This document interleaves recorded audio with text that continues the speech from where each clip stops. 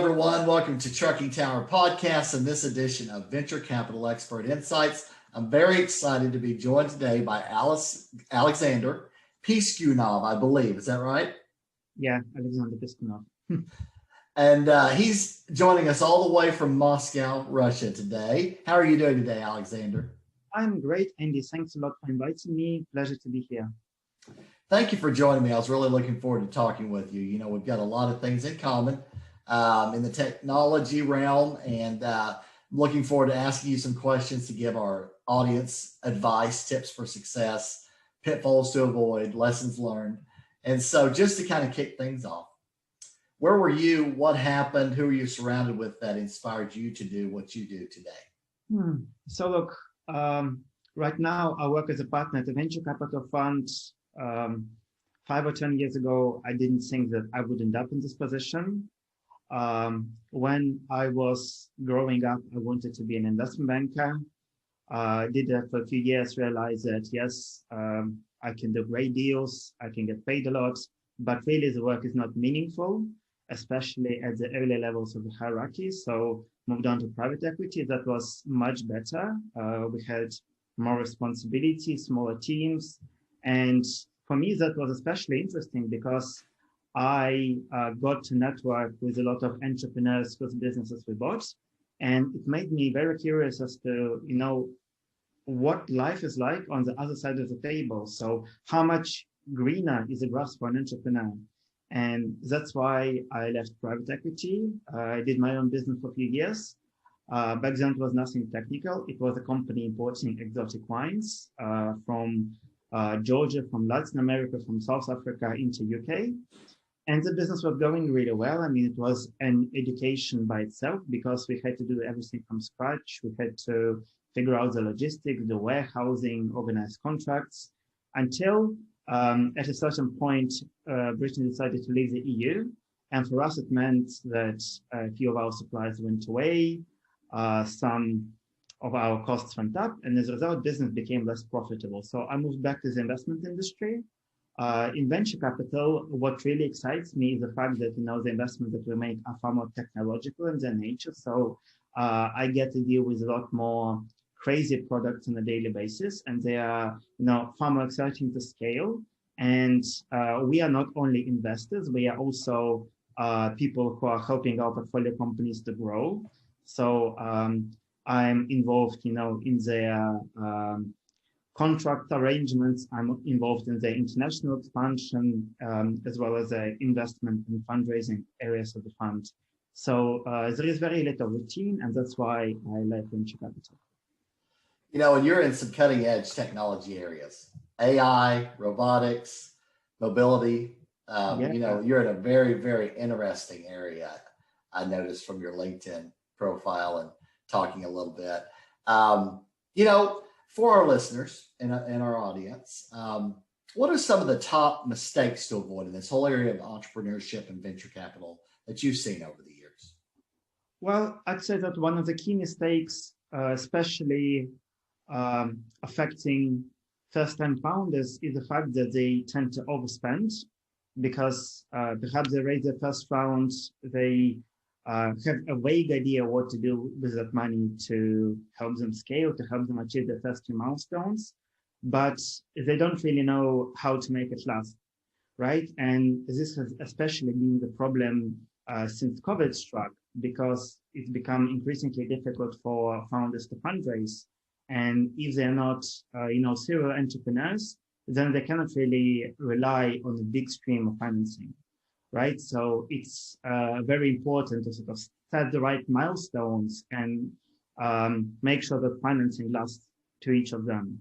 That has been one of the key problems. I think the second one was the fact that a lot of founders try and chase as high a valuation as possible. And from a certain perspective, it does make sense because, you want to get more back for the equity that you give out.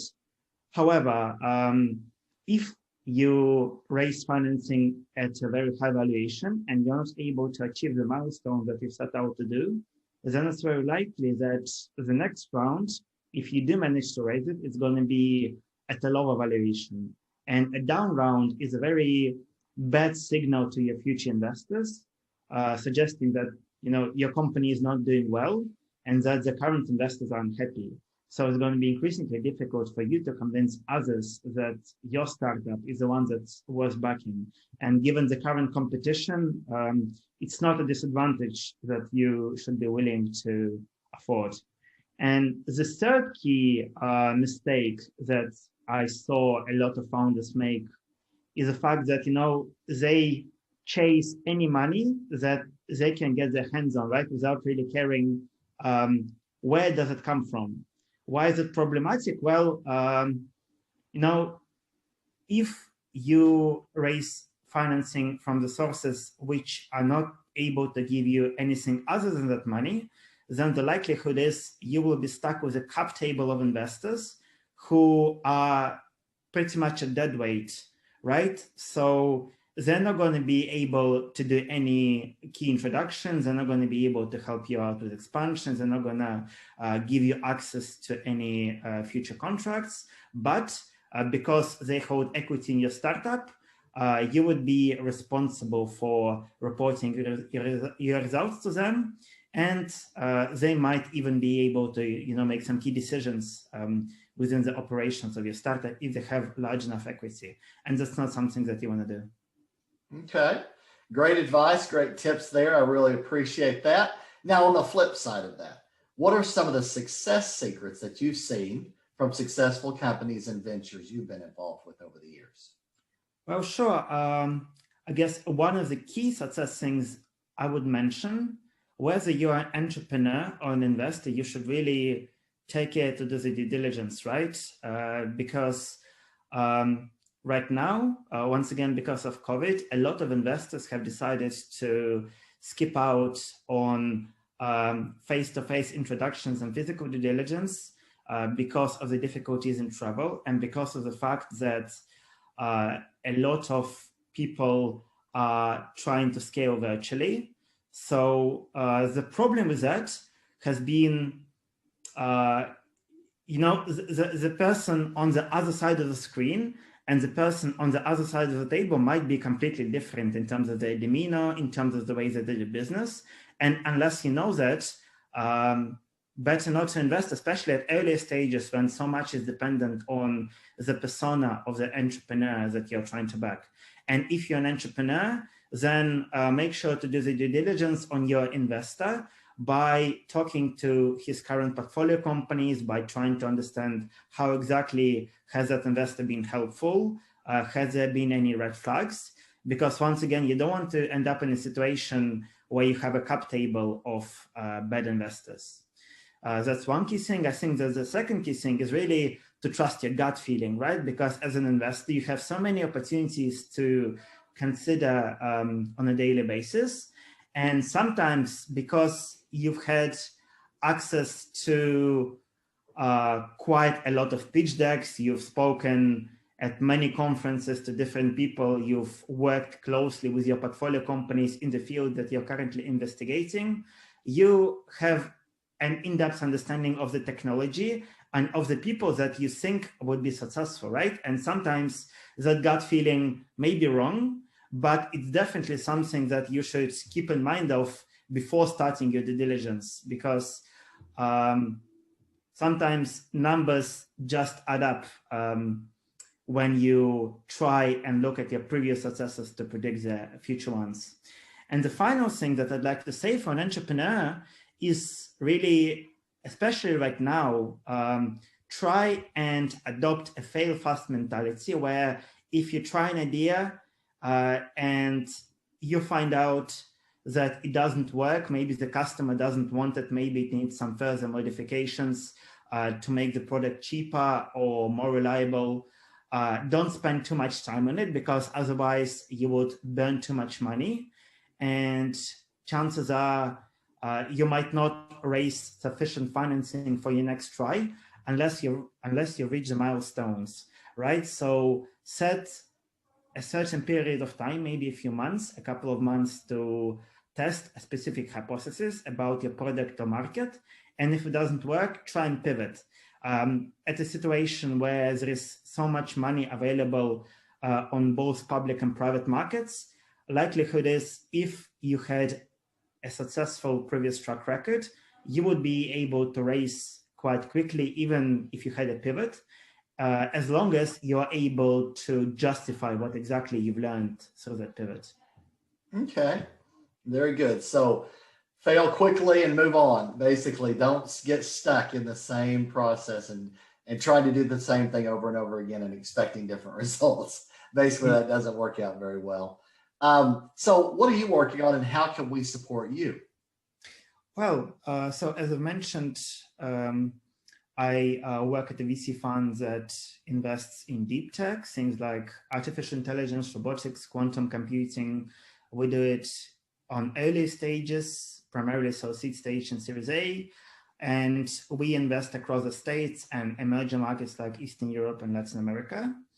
So it would be great if the startups within your audience who are within that broad investment focus and are interested in investment from deep tech VC, feel free to reach out to me, available on LinkedIn. So yeah, that would be great. Okay, very good. What would you say about your experience booking and coming on the podcast? Well, I'd say that, really what I liked about this podcast is the fact that you were quite approachable beforehand, because I was quite interested to learn more about your audience and the things that they would normally like to hear about. And you jumped on the call quite quickly, and it doesn't happen that often. So I like the fact that, you're quite public facing in that regard.